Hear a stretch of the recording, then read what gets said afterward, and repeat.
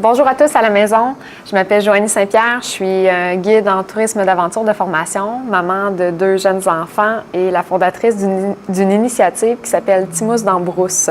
Ça me fait plaisir aujourd'hui de vous inspirer et de vous permettre d'oser vivre en famille une nuit sous un hébergement à 1 million d'étoiles, bien plus mémorable qu'un 5 étoiles, c'est-à-dire une tente ou un véhicule motorisé, là, un véhicule récréatif, c'est-à-dire. Aujourd'hui, on va discuter des éléments essentiels pour vivre en famille un camping réussi, donc faire de son camping un succès. C'est une conférence qui est présentée dans le cadre de la Semaine québécoise du camping par la Fédération québécoise du camping et du caravaning, la FQCC. Donc, je vais commencer d'abord par vous présenter ce qu'est Timous dans Brousse. Timous dans Brousse, c'est un projet qui vise à faciliter la pratique d'activités de plein air en famille, donc faciliter l'accès par 3 moyens, donc en informant via notre blog, via des ateliers de formation, des conférences comme celle-ci, en inspirant par certaines images que vous allez voir aujourd'hui, par des récits d'aventure, nos collaborateurs aussi, et en motivant les jeunes familles comme vous à aller profiter des bienfaits du plein air de façon sécuritaire. On est ici pour remettre en question un peu le concept d'aventure et dire que oui, c'est possible de profiter pleinement d'une expérience sur le terrain avec des jeunes enfants, incluant des tout-petits et des bébés. Donc, Timous dans Brousse, c'est l'art de profiter du plein air avec des tout-petits, finalement en transformant les petites choses en moments grandioses. On repart de la base pour permettre un contexte d'émerveillement pour tous, autant les tout-petits que les parents. Donc, bienvenue. Bienvenue officiellement. Je vais commencer par vous présenter En fait, je vais commencer par vous présenter un concept qui est très simple, qui sont les micro-aventures, qui est un des fondements même de Timous dans Brousse. Et Timous, en fait, c'est une idée qui est venue il y a 3 ans et demi maintenant, à la naissance de ma fille, qui va avoir 4 ans, qui a déjà 4 ans, en fait.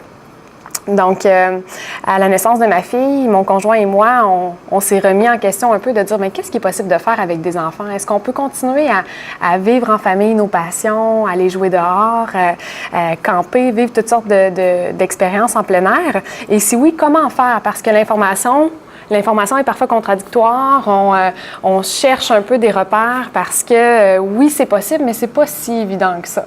Donc, en repartant de la base et en établissant des certaines normes, un rythme aussi adapté à nos enfants, à notre réalité familiale, à l'endroit où on se trouve aussi, donc où on habite. Si on est au centre-ville, ça ne sera pas la même chose qu'à la campagne. Donc, ajuster notre réalité en fonction des expériences de proximité. Ça nous a permis de dire que oui, c'est possible d'oser camper et faire face finalement à certaines craintes parce qu'effectivement, c'est pas si facile que ça. On peut vivre de l'anxiété parce que lorsqu'on parle d'un camping, on parle d'une aventure. Et une aventure, en fait, lorsqu'on regarde la définition du terme aventure, c'est une entreprise qui comporte des risques et dont le succès est incertain. Donc, c'est sûr qu'automatiquement, qui dit insécurité et risque aussi de vivre positivement une expérience, bien, ça l'amène de l'anxiété beaucoup de la part des parents. Donc, on va revoir un petit peu les craintes pour établir des éléments clés. La planification en fait partie, l'importance de bien s'équiper en fait partie aussi. Donc, qu'est-ce qu'il faut prendre en considération lorsqu'on prépare nos bagages, lorsqu'on planifie un séjour? On va parler du choix de la destination, évidemment. On va parler de l'habillement, la gestion des repas, la gestion de l'environnement. Quoi prendre en compte lorsqu'on va vivre à l'extérieur, finalement, pendant un minimum de 2 jours, si ça comprend une nuitée. Et comment adapter la routine de nos enfants à l'extérieur aussi. Parce que ça va être un des éléments essentiels avec les tout-petits, le respect d'une routine ou la base d'une routine adaptée à l'extérieur. Et on va dire un petit mot aussi sur l'animation de nos enfants dehors.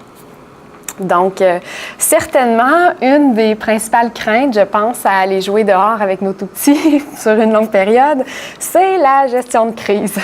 Donc, on s'en sort pas. Nos enfants ont à apprendre la régulation des émotions, tout comme nous d'ailleurs. Souvent, quand on a une gestion de crise, nous aussi, on peut vivre de l'anxiété puis avoir de la difficulté à bien reprendre le dessus sur nos propres émotions. Mais finalement, on se rend compte qu'à l'extérieur, c'est comme à l'intérieur.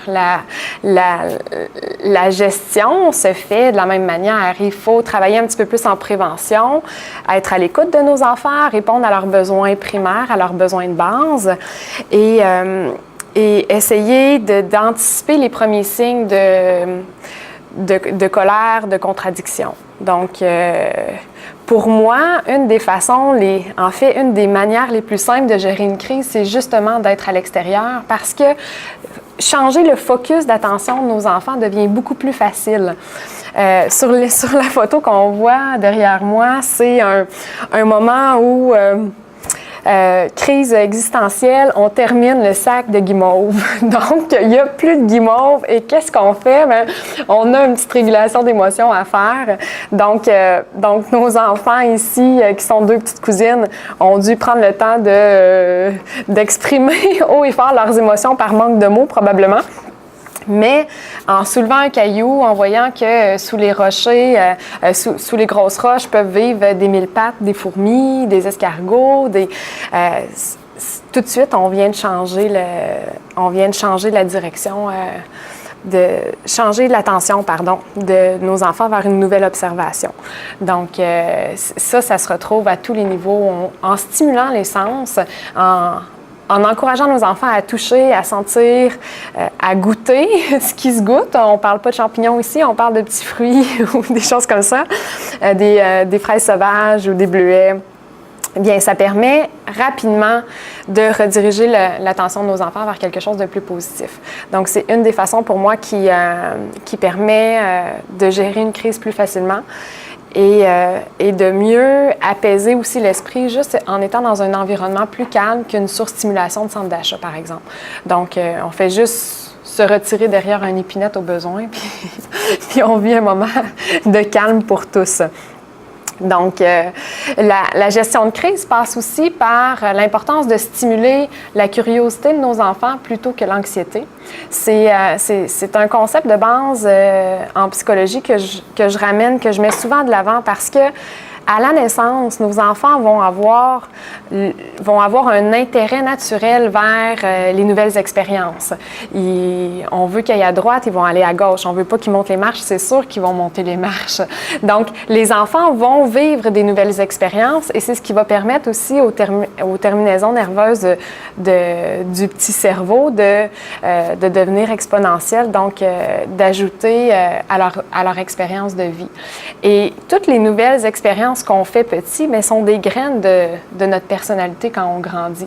Donc, permettre à un enfant de vivre une nouvelle situation, mais dans une ouverture d'esprit, en souhaitant développer sa curiosité, plutôt que de ne pas savoir comment réagir ou de vivre l'insécurité parce qu'on ne dort pas dans notre lit habituel, parce que la lumière n'est pas la même, parce qu'on n'a pas de veilleuse, finalement parce qu'on perd nos repères, mais c'est sûr que ça joue sur le niveau d'adaptation des enfants. Donc moi, ce que j'aime dire, c'est aider vos enfants à vivre positivement des expériences nouvelles en étant vous-même ouvert d'esprit et curieux à une expérience, à une nouveauté, finalement à une nuit en camping ou toute autre expérience plein air, puis dans votre quotidien aussi. Donc, c'est une des façons, c'est en travaillant petit qu'on permet de développer aussi une graine de personnalité de nos enfants qui va se répertorier dans vos premières nuits extérieures. Donc, il y a un proverbe africain que j'aime beaucoup qui vient résumer un peu la gestion de crise et ce qu'on peut vivre à l'extérieur, qui dit que dans la forêt, quand les branches se querellent, les racines s'embrassent. Donc, c'est un peu, pour savoir où on va, il faut savoir d'où on vient. Donc, c'est sûr que c'est pas toujours évident d'aller jouer dehors longtemps, de séjourner à l'extérieur avec des jeunes enfants ou avec des enfants ou séjourner tout court à l'extérieur. Mais ça fait partie d'une expérience de vie qui renforce le noyau familial. Donc parfois, si le séjour a été mal anticipé ou qu'on vit un pic de fièvre pendant notre première nuit, oui, ça ne sera pas nécessairement une expérience super positive, mais au final, vous allez avoir osé, puis vous allez pouvoir construire là-dessus aussi par la suite. Donc, ici, on voit des sourires malgré la pluie, malgré le fait d'être directement par terre dans la boue et des rires partagés aussi, qui sont finalement les moments qu'on retient plus tard. Si on commence par faire de son camping une micro-aventure sur mesure, une micro-aventure, c'est quoi? Bien, d'abord et avant tout, ce que je vous disais tout à l'heure, une aventure, ça comporte des risques, oui, mais c'est d'abord un état d'esprit. Donc, une aventure permet de réfléchir et de concevoir autrement une expérience. Une expérience à portée de main, donc à portée de la maison, quelque chose d'accessible, simple, confortable et plaisante. Le plaisir, c'est la base de tout ce qu'on veut vivre avec nos enfants à l'extérieur. Donc, comment on peut développer une micro-aventure parce qu'on n'a pas besoin d'aller camper en Patagonie pendant 4 mois pour être en mesure de vivre une aventure. Et moi, je vous recommande de commencer à intégrer le concept de camping à la maison. Pourquoi ne pas sortir vos coussins de chaises longues en plein milieu de votre salon puis de faire une première sieste dans le salon ou de faire un moment de repos, d'essayer une nuit en montant la tente dans la chambre à coucher. Donc, de juste intégrer tranquillement à vos enfants votre désir de les emmener à l'extérieur dans un environnement différent. Ça va les préparer aussi à vouloir, à être excités, à vivre de l'enthousiasme à l'idée de tenter une nouvelle expérience. Et nous, comme vous voyez sur les images, on se faisait un plaisir à la naissance de notre deuxième garçon, alors que les nuits étaient très difficiles, de nous-mêmes faire des siestes dans le salon. Nos enfants, ça marchait peut-être pas à coup sûr, mais pour les parents, c'était à chaque fois un petit moment de repos. Donc vous pouvez vivre une première nuit dans votre cour arrière, si vous en avez une, et pourquoi pas en profiter pour inviter des amis.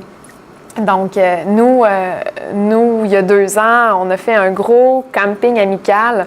On était une dizaine de tentes chez des amis. Donc, finalement, on s'est fait une soirée, un feu de camp, un souper, mais à la place de chacun repartir chez eux, on s'est dit, tout le monde, on met nos tentes dans le jardin, puis les enfants ont passé une soirée mémorable. Donc, pour certains, les nuits ont été plus courtes que d'autres, mais ça fait partie de la parentalité. Pardon. Maintenant, planification. Planifier pour mieux profiter. Donc, la planification, c'est certainement un incontournable pour assurer la diminution du niveau de stress, profiter davantage du moment présent, donc tenter de mettre les chances de son côté finalement pour profiter du temps de qualité avec nos enfants une fois sur le terrain. La planification comprend d'abord le type de camping que vous voulez faire. Si c'est en tente, ça vous demande obligatoirement d'avoir une tente. Donc ça, vous pouvez aller en magasin vous informer auprès de conseillers. Vous pouvez aussi aller sur notre site internet de timousdambrousse.com. Vous allez avoir les coordonnées à la fin. On a des articles sur le sujet, donc il va y avoir plus d'informations aussi au début de l'été pour vous aider dans le choix de votre matériel. Mais une tente familiale, une tente avec un format qui vous convient et surtout une tente imperméable, donc pour vous aider à profiter de toutes les intempéries, tous les types de températures. Mais bref, ça informez-vous ou vous pourrez me poser des questions si vous en avez. Sinon, vous avez effectivement des véhicules récréatifs, les tentes roulottes, ça c'est à votre guise. Et certains terrains de camping aussi offrent la location. Donc, des fois, même pas besoin de transporter tout ça, vous pouvez l'avoir directement sur le site. sur le site de camping. Donc, ça vient avec l'importance de bien choisir sa destination. Vous avez sur le site de la FQCC une nouvelle application qui s'appelle Le Campeur, qui commence à répertorier plusieurs sites de camping. Donc, vous pouvez choisir votre région, les activités que vous désirez pratiquer, si vous voulez en profiter pour joindre à votre camping une excursion de canot, faire de la randonnée dans du dénivelé ou sur des sentiers relativement plats pour utiliser des poussettes. Donc, ça, vous avez déterminé votre besoin, les activités que vous désirez faire, puis ensuite, vous pourrez choisir votre destination davantage. Et il existe toutes sortes de sites aussi sur lesquels vous pouvez vous informer pour bien choisir. Vérifiez l'accessibilité. Est-ce que votre terrain de camping est accessible directement en voiture? Si vous avez beaucoup de matériel pour une première expérience, c'est appréciable, plutôt que d'avoir à transporter son matériel sur 500 mètres. Et le temps de déplacement à partir de la maison. Donc, visez une expérience de proximité pour ensuite pouvoir partir plus longtemps, peut-être plus loin. Ajustez-vous en fonction de vos vacances également. Puis, des questions intéressantes à se poser, c'est est-ce que le site de camping a un bloc sanitaire? Est-ce que vous avez accès à des laveuses sécheuses? Pour les enfants plus grands qui commencent à faire preuve de propreté, mais que c'est plus ou moins au point, un sac de couchage mouillé le matin, si vous partez 2 nuits, ça risque de nuire grandement au succès de votre expérience. Donc, laveuse sécheuse, ça peut être un bon choix pour éviter les pipis au lit et choisir un lieu qui est pertinent en fonction de la saison.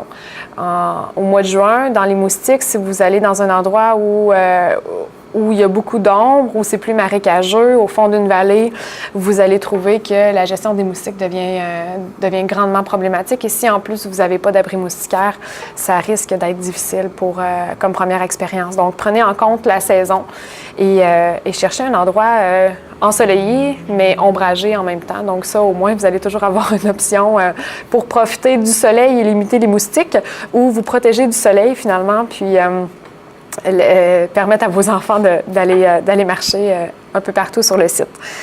Vous avez l'équipement, la gestion, la routine et les repas. Ça, je vais y revenir tout de suite après. Si on parle de l'équipement, comme je disais, c'est de s'ajuster en fonction de la saison. Si vous partez au début de l'été avec les moustiques ou dans des forêts d'épinettes, par exemple, où il y a plus de conifères, vous allez apprécier des abris moustiquaires ou une tente un peu plus grande pour être capable de rester peut-être jouer à l'intérieur si jamais la température est moins clémente à l'extérieur. Des poussettes sportives de type chariot qui sont fabriquées par Thoulet ou n'importe quelle poussette sur laquelle on ajoute un filet moustiquaire. Ça, les filets moustiquaires avec un élastique un élastique ajustable vont vous permettre d'apprécier davantage votre séjour. Il y en a qui il existe des habits moustiquaires pour les enfants un petit peu plus grands, mais sinon, si vous avez un porte-bébé et que vous allez marcher avec vos enfants puis que vous voyez qu'il y a beaucoup de moustiques, vous pouvez mettre votre chandail moustiquaire simplement par-dessus le porte-bébé aussi, là. Donc, c'est juste de faire preuve de créativité finalement, mais de ne pas négliger la gestion des moustiques, le soleil. Pour ça, d'ailleurs, le choix d'une crème solaire, les protections additionnelles pour se protéger du soleil, le choix d'un insectifuge, vous allez toutes avoir les informations sur notre site Internet, donc je vous réfère encore une fois à nos informations pratiques. Et sinon, ça peut être seulement une toile, une bâche aussi pour se protéger de la pluie ou du soleil selon les besoins. Toujours vérifier son équipement avant le départ, principalement pour s'assurer que vous avez, par exemple, tous vos arceaux, donc les tiges de métal pour monter votre tente. Ça s'est déjà vu parfois. On est allé en camping dans le parc national des Kédia, dans le Maine, puis nos voisins de tente n'avaient pas d'arceaux. Donc, la tente était de toute beauté à côté de nous. Je ne sais pas comment ils ont fait pour dormir, mais clairement, il y avait le toit dans le visage. Donc, assurez-vous d'avoir toutes les pièces de votre matériel, que votre réchaud fonctionne, d'avoir suffisamment de combustible, de carburant. Donc, d'avoir une lumière fonctionnelle aussi pour le soir. C'est des éléments qui, des fois, on prend pour acquis, mais en début de saison, on est toujours mieux de revérifier l'état de notre équipement avant de partir pour éviter les mauvaises surprises. Pour le coucher du petit dans la tente, on n'y pense pas nécessairement, mais le parc, même si c'est gros à transporter, est certainement l'outil, l'objet le plus simple, qu'on est habitué aussi, que notre enfant connaît et qui est sécuritaire aussi dans une tente. Pour ça, par contre, ça prend une tente un petit peu plus grande que le minimum requis, c'est-à-dire que si vous avez une tente 3 places, avec un parc, ça ne rentrera pas. Vous allez avoir besoin d'une tente 4 places pour intégrer votre parc, puis même à ça, ça va jouer sur la hauteur de la tente va jouer sur la pertinence d'apporter votre parc ou non. Il existe plusieurs types de parcs. Vous pouvez en avoir des plus petits, tout en moustiquaire aussi, où le côté du moustiquaire s'ouvre, donc pour permettre plus facilement d'avoir accès lorsqu'on est dans un endroit qui est moins haut. C'est Ted & Phillips qui fait ce produit-là. Donc, vous avez le parc, vous avez des petites tentes de voyage aussi, comme vous voyez sur le haut de l'image. Kidco en fait, Baby Move en font, donc vous avez différentes options. Ce sont des tentes qui sont faciles à transporter, de petits formats aussi, et que vous pouvez transposer à l'extérieur. Donc, vous pouvez l'emmener pour aller à la plage, vous pouvez l'emmener pour être à l'extérieur. Donc, ça devient un lieu sécure pour votre enfant et vous pouvez facilement l'utiliser à la maison en préparation à votre premier camping. Donc ça, c'est intéressant. Vous avez toutes sortes de lits d'appoint, des Moïse, vous avez des poussettes Moïse aussi que vous pouvez utiliser le Moïse, donc toujours en fonction de l'âge, puis du développement de votre enfant, évidemment, là. Le cododo, c'est une question qui revient souvent. Donc, comment coucher le petit dans la tente? Et ça c'est à chaque famille de s'informer puis d'y aller avec leur propre décision. La seule chose que je peux dire sur le cododo, c'est que la Société canadienne de pédiatrie déconseille le partage du lit avec des tout-petits pour les risques de sécurité que ça peut comporter, mais il y a d'autres spécialistes qui démentent ça en disant, mais le risque, c'est pas nécessairement de dormir avec les tout-petits, mais c'est tout l'environnement extérieur. Est-ce que la personne a consommé de la boisson? Est-ce qu'on est trop fatigué? Est-ce que, donc, on veut éviter de rouler sur l'enfant? On veut bien le positionner. Donc, peu importe, c'est sûr que ça va demeurer toujours plus sécuritaire de laisser votre enfant à la tête de votre lit si jamais vous prônez le cododo. Mais ça, c'est toujours en fonction du bon jugement des parents. Donc, à vous de voir pour la pertinence en fait, l'utilisation finalement des outils ou des options pour coucher bébé. Mais une chose qu'on peut dire, c'est que le sac de couchage est déconseillé pour les tout-petits. Donc, les sacs de couchage, c'est un endroit, en fait, c'est un objet où les enfants peuvent rouler, se retrouver la tête dans le fond du sac, à l'envers. Donc, il y a quand même des risques de suffocation, ce qu'on veut éviter. Si vos enfants sont un petit peu plus grands, vous pouvez attacher le bout d'un sac de couchage pour petits, pour éviter justement que l'enfant se retrouve dans le fond. Donc, ça raccourcit finalement la longueur du sac et ça va permettre à votre enfant de réchauffer son sac plus vite. Là, on parle pour des enfants un petit peu plus âgés. Sinon, nous, on va toujours recommander le système multicouche, les combinaisons en polar aussi. Maintenant, il y a plusieurs compagnies qui en font. Vous allez en retrouver chez Mountain Equipment Co-op. Il y a plusieurs marques de North Face aussi en font, des très bonnes. Plus ils sont épaisses, bien, plus ils vont conserver la chaleur. Puis ensuite, vous pouvez jouer avec le multicouche, c'est-à-dire les cache-couches en dessous, puis une épaisseur supplémentaire. Toujours couvrir la tête de vos enfants. Si vos enfants tolèrent les bas et les mitaines, c'est une bonne façon de limiter la perte de chaleur par les extrémités, qui sont des endroits plus propices à refroidir rapidement. Donc, on protège les extrémités du mieux qu'on peut. Après ça, c'est des enfants. Et oui, ma fille, pendant 2 ans, n'a rien voulu savoir de mettre des bas et des mitaines. Donc, ça, c'est une expérience en fait, où on apprivoise au fur et à mesure autant nos enfants que leur limitation, si on veut, ou leur réaction face aux sensations.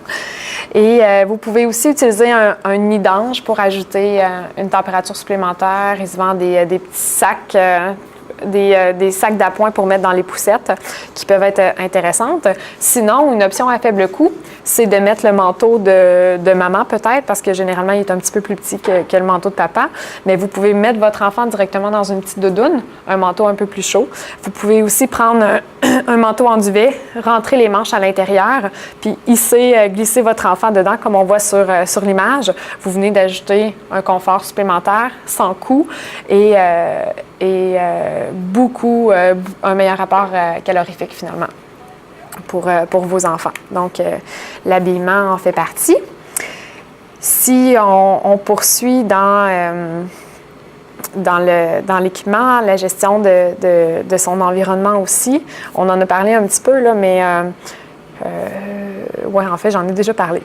Choisir judicieusement sa crème solaire, son chasse-moustique, un abri moustiquaire en fonction de la température, une bâche, vêtements coupe-vent et imperméables. Ça va être des éléments qui vont être essentiels pour profiter pleinement d'un séjour extérieur.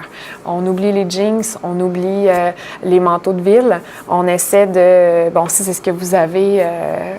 si vous avez juste des manteaux de ville, faites avec ça comme première expérience, mais allez pas trop loin parce que au Québec, la température change rapidement. On est un des endroits au monde où on a le plus grand écart de température et même en plein mois de juillet, il peut grêler en Gaspésie. Donc, il ne faut pas négliger la température et ça commence par être bien habillé puis savoir s'équiper. Et on n'est pas à l'abri d'intempéries, surtout pour nos tout-petits. Donc, on veut bien les protéger avec des bottes de pluie et des vêtements imperméables.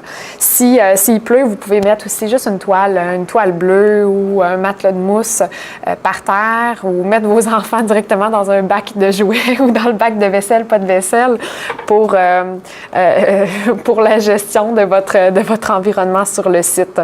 Donc, n'hésitez pas à emmener une vieille toile pour mettre au sol si jamais c'est très boueux puis que vous voulez éviter que le pyjama avant le dodo soit... salisse finalement tout votre équipement. La routine en plein air. Selon le site de Naître et Grandir, il y a une phrase que j'ai bien aimée qui dit qu'un enfant réagira mieux à une perturbation de son quotidien s'il sait que vous répondez à ses besoins et qu'il peut compter sur vous. Reproduire des gestes familiers et affectueux lorsque la routine est modifiée peut rassurer votre enfant, évidemment. Donc, la routine, c'est quelque chose qu'on doit transposer, même en voyage, même en camping, avec certains éléments très simples. Ça sera jamais exactement la même routine, mais si vous êtes présent, que vous montrez à votre enfant que vous répondez à ses besoins, que vous lui apportez du réconfort, que vous êtes proche de lui, mais c'est sûr qu'il va automatiquement mieux réagir. Donc, ce qui peut être important de prendre en compte dans votre établissement de l'horaire extérieur, c'est de respecter les heures des repas, les collations. Ça, c'est une des premières choses. C'est sûr que ça peut jouer un petit peu, mais quand même, grosso modo, là, respecter l'importance de donner des collations même si vous êtes à l'extérieur, puis de ne pas les faire manger trop tard aussi. Donc, prévoyez votre menu en conséquence. Apportez des collations plus grandes si jamais votre menu est basé sur la cuisson sur le feu, puis qu'il pleut, puis que votre feu a de la misère à partir. Soyez un peu à l'avant-garde de ça, puis ayez un plan B en cas de besoin. Maintenir, si possible, les heures de sommeil de votre enfant. Donc, ça, c'est une chose, mais c'est un point important à ajuster en fonction de l'horaire d'ensoleillement. Donc, l'été, les journées, parfois, terminent plus tard. Le soleil se lève plus tôt le matin, mais vous allez avoir certains endroits dans le fond des vallées, par exemple, où nous, on a eu la chance d'aller camper 2 semaines consécutives avec notre fille de 2 ans dans l'Ouest canadien. Et les journées étaient tellement longues, le soleil se couchait à 10 heures le soir, donc c'était inconcevable de la coucher à 7h30. Mais par contre, le matin, elle se levait beaucoup plus tard. Donc, parce que le soleil, finalement, dans le fond de la vallée, était plus long à se rendre. Donc, on ajustait notre horaire et on la couchait vers 9 heures, ce qui faisait que le matin, on se levait plus tard. On décalait nos activités en fonction de sa sieste, puis du fait de profiter aussi de la matinée sans être trop brusqué. Donc, les heures d'ensoleillement sont à prendre en considération. Et pour le bon sommeil de tous les membres de la famille, pas juste des enfants, parce que le sommeil est rendu précieux avec des tout-petits, on le sait encore plus en camping. essayez de reproduire la routine du coucher. Si vous lisez des histoires, si vous faites des massages ou n'importe quoi. Donc, reproduisez la même chose à l'extérieur. Vous pouvez apporter également des objets rassurants, donc que ce soit des couvertures, les doudous, un toutou, donc une pluche, les suces veilleuses, des objets qui font de la musique. Donc, allez-y pour faciliter l'acceptation finalement de dormir à l'extérieur. Quelques images de routine. Donc, on a deux petites filles ou deux grandes filles, finalement, qui prennent leur lait dans leur chaise le matin. On prend le biberon au gros soleil, mais on prend quand même le biberon. On a l'allaitement et ce qu'on se rend compte, finalement, c'est qu'à l'extérieur, on a beaucoup plus de temps avec les enfants. Les enfants nous regardent, veulent nous imiter, mais ça crée des moments riches, là, comme la petite fille qui imite sa mère en allaitant sa poupée à l'extérieur. C'est quand même mémorable. Si vous avez besoin de prendre votre café, vous le prenez aussi, mais dans un décor différent qu'une émission de nouvelles matinales à la télé. Et les siestes dans la tente, dans la poussette, dans le porte-bébé, dans le sac à dos, ajuster finalement le lieu de sieste le jour en fonction de la température aussi, parce qu'une sieste, s'il fait 25 degrés, ça ne fonctionnera jamais dans une tente. Mais si vous êtes en action, que vous allez marcher, puis que vos enfants sont un peu plus exposés au vent, donc ça les rafraîchit, mais ils vont peut-être avoir tendance à mieux dormir. On ajuste la routine en conséquence. Et on simplifie les repas pour se donner une chance sur place. Donc, on peut planifier à l'avance le menu des repas, choisir des aliments qui sont gagnants pour nos enfants, donc y aller avec des valeurs sûres qui demandent peu de préparation. On peut planifier à l'avance les repas pour utiliser le moment de cuisine, le moment de préparation sur le site, comme une animation aussi auprès des enfants. On peut préparer le feu, préparer les patates, par exemple, pour les faire cuire sur le feu, la viande, le poisson. C'est super facile, ça ne demande pas d'équipement. Oui, vous pouvez avoir votre réchaud là, en cas de mauvaise température, mais utilisez ces moments-là plutôt que d'en faire une corvée, mais d'en faire un moment de choix finalement avec les enfants. Donc, les impliquer à la préparation du repas en allant chercher des petites branches pour allumer le feu, aller chercher de l'écorce pour partir le feu. Donc, c'est des animations faciles, puis nos enfants vont être enthousiastes à l'idée de participer à ça habituellement. Et apporter un siège d'appoint pour vos tout-petits. Ça, il y en existe plusieurs. Là. Vous pouvez vous informer sur les différentes options, mais ça va faciliter un endroit où votre enfant va éviter de se rouler partout là, avec sa bouchée de saumon dans la bouche. Puis vous, ça va vous permettre de mieux gérer l'environnement, encore une fois. Tout à l'heure, j'avais commencé à dire cuisiner à l'avance. Ce que j'aime beaucoup, en fait, dans la préparation des repas, c'est, par exemple, faire un chili à l'avance à la maison et le congeler dans des sacs Ziploc qu'on peut doubler, qu'on met au congélateur. Ça devient de la glace pour votre glacière, donc ça conserve les autres aliments au frais. Ça vous permet, une fois sur place, de simplement plonger le sac dans l'eau chaude et c'est réglé. Puis, ça diminue beaucoup aussi l'espace nécessaire. Donc, ça diminue vos bagages. Ça permet d'être plus concis dans ce que vous apportez. Donc, les sacs Ziploc, c'est notre meilleur ami, finalement, en camping. Et opter pour des aliments nutritifs. À l'extérieur, on dépense davantage d'énergie. Donc, on va avoir tendance, habituellement, on mange davantage aussi. Donc, prévoyez des portions plus grandes que ce que vous faites à la maison. Le matin, du gruau, des céréales chaudes, avec des boissons chaudes aussi. Si jamais les nuits ont été fraîches, ça, c'est un bel ajout. Et vous pouvez avoir des soupes, du potage, des fromages, des noix, des fruits séchés comme collation.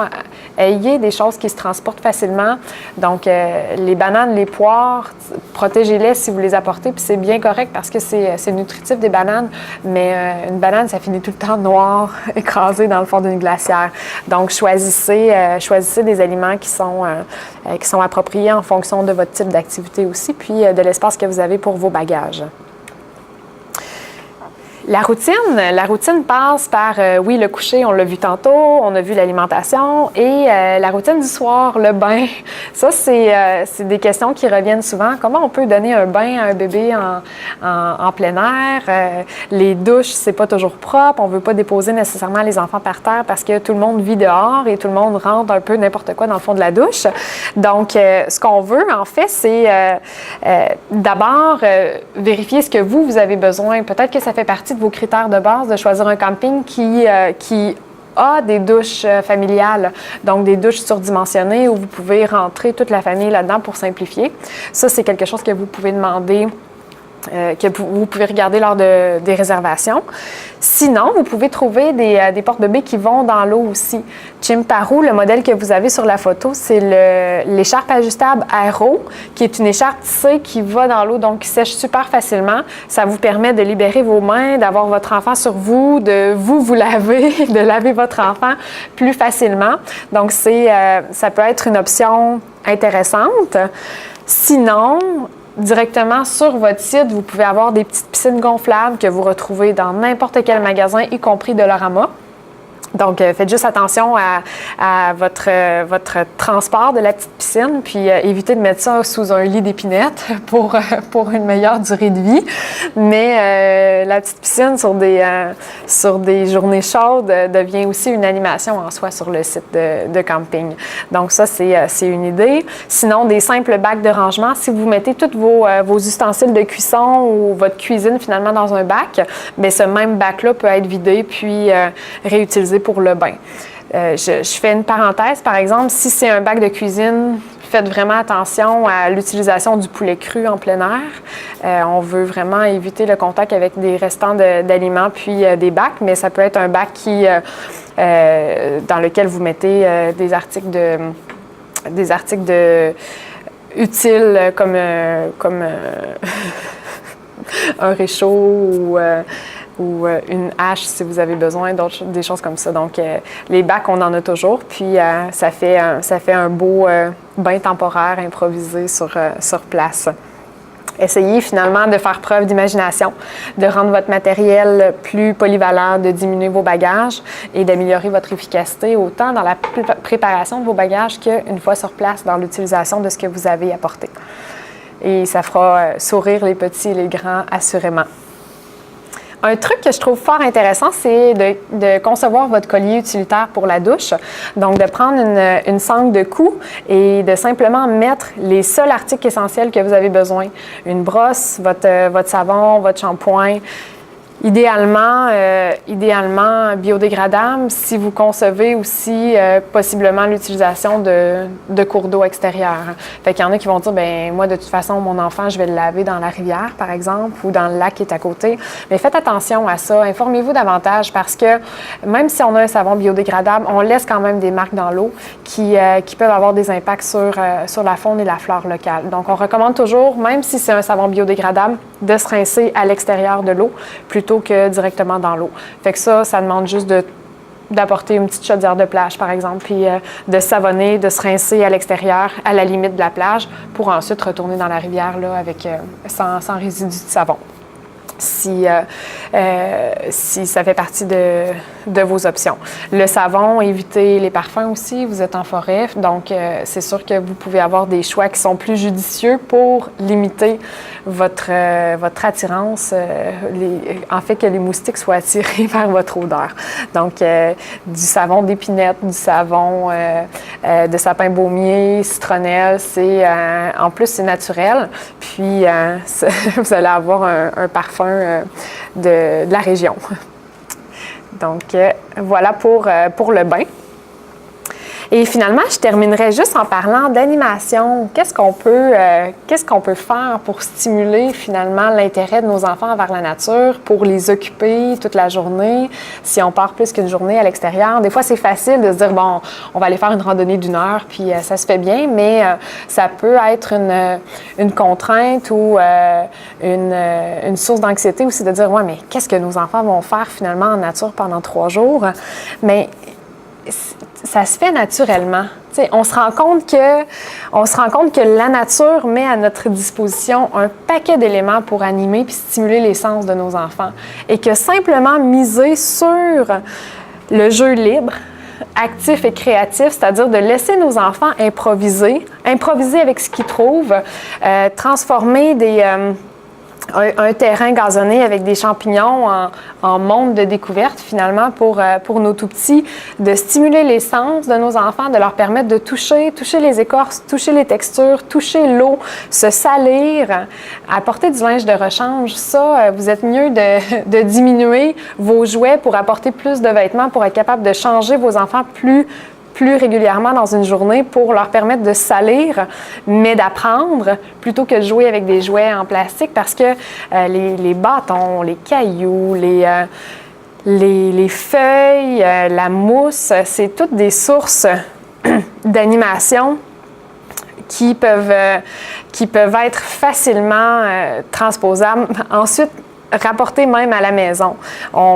Des collectes de cocottes. Nous, des cocottes, c'est des précieux lingots d'or. Chez nous, je fais souvent des blagues, mais les éducatrices de la garderie n'en reviennent pas parce que ma fille a des cocottes dans toutes ses poches. Dans ses poches de manteau, dans ses poches de pantalon, il y en a dans ses tiroirs, il y en a partout.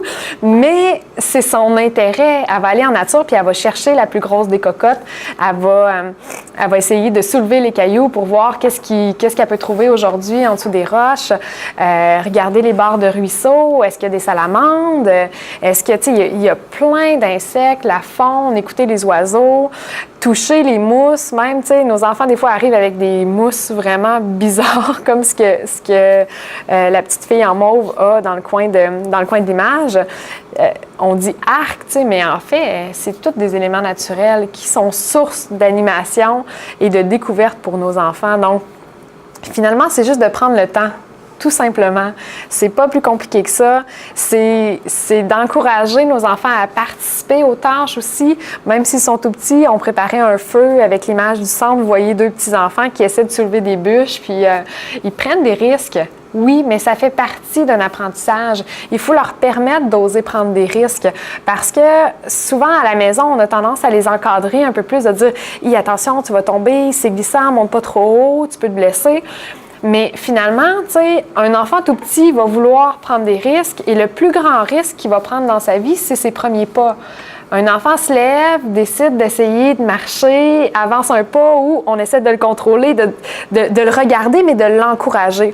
Puis à partir du moment où l'enfant marche, on dirait que là, on veut plus trop lui permettre de se blesser. Mais c'est de cette façon-là, en nature, que l'enfant va apprendre à marcher, à lever ses pieds plus haut pour surmonter des racines, pour passer des cailloux. Mais c'est en prenant des risques que l'enfant apprend à se faire confiance, développe son estime de lui aussi pour pousser un petit peu plus loin et comprendre les risques réels sur lesquels il doit faire plus attention. Donc, de simplement faire vivre des moments en famille à vos enfants. Et pour vous-même aussi, bien, c'est des sources de joie, c'est authentique. Vous avez un papa puis sa fille avec les cheveux dans les airs qui vivent des moments qui font partie après ça de l'histoire de la famille. Ensuite, c'est à vous à aider vos enfants à improviser, à créer des jeux avec des bouts d'arbres, des bouts de branches pour passer finalement une journée de découverte tout au long de l'expérience de votre séjour finalement sur votre site de camping ou dans les parcs que vous allez aller. Sur ça, je vous remercie de l'importance que vous accordez à amener vos petits mousses jouer dans la brousse. Nous chez Timous, on prend on croit essentiel de rapprocher la nature de notre culture et le fait que vous soyez là à partager avec nous ce moment de trucs et astuces de brousse, bien, ça nous démontre juste qu'on est sur la bonne voie finalement tout le monde ensemble pour connecter nos enfants à la nature. Merci beaucoup, bonnes aventures!